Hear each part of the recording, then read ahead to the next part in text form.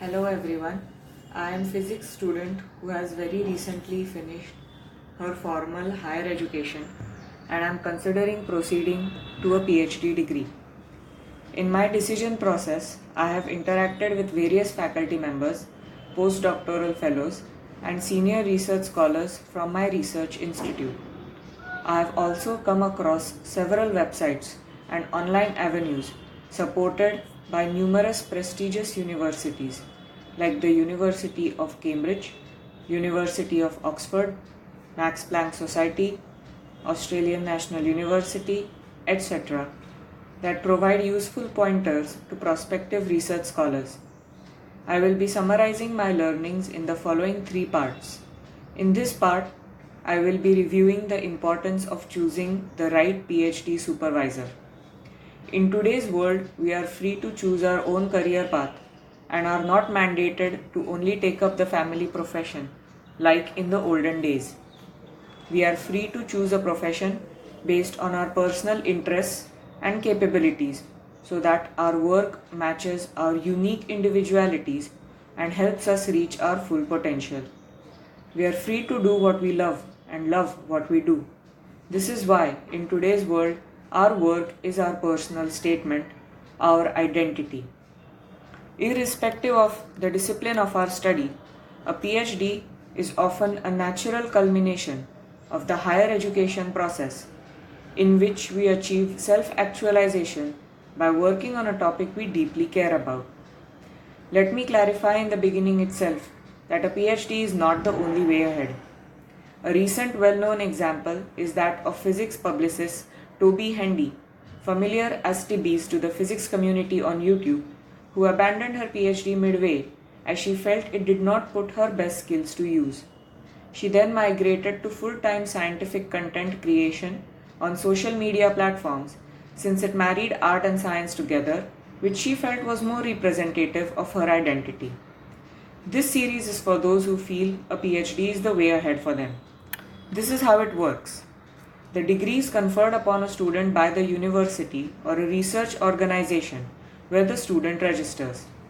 The research organization, however, is not only a hierarchical structure but also the student's network. In the article titled 5 Pieces of Advice for Improving Your Work Relationships, world-famous psychotherapist Esther Perel explains that in the network-based workplace, everything is a conversation. Workers have a lot more freedom, but they also have to continuously evaluate their values, their priorities, and what it is that they are looking for in their professional life.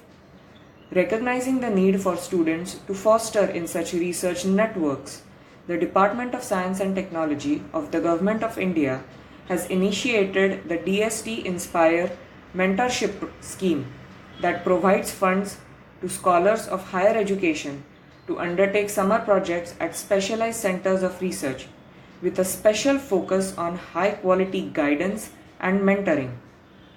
The importance of having good mentors has also been emphasized in the best-selling book Lean In by Sheryl Sandberg, the COO of Facebook and the first woman to serve on its board. Graduate research is a building block of this research network and is primarily characterized by a hierarchical dyadic relationship between the research scholar and the PhD supervisor. The mentor is the student's single most professional collaboration as a budding researcher and inevitably shapes their professional outlook and inculcates professional values that govern what kind of a researcher that student grows up to be.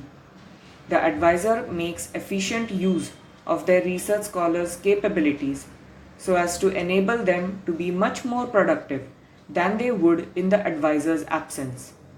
The supervisor helps out in setting a research plan, provides resources, funding and necessary facilitation, checks the student's progress, reviews their work, sets future targets, and most importantly, assists the scholar's professional development. He is the gatekeeper to the student's success. This relationship is pivotal in determining a student's satisfaction with their research endeavors. If compromised, it unfortunately makes the PhD susceptible to be eventually perceived as a gross distortion of the education process. Renowned theoretical physicist Professor Freeman Dyson at the Institute of Advanced Studies never opted for a PhD degree since he felt like he would be straitjacketed for a stretchy duration of 3 years. Aspirants need to realize that the PhD is a serious commitment and must steer clear of rough waters to avoid being stranded on the wrong side of this academic journey. It is as in Robert Kiyosaki's book Rich Dad Poor Dad, where the rich dad says, "Your mentors in life are important, so choose them wisely." In the next part, I will be talking about the qualities that make a good PhD supervisor. Stay tuned.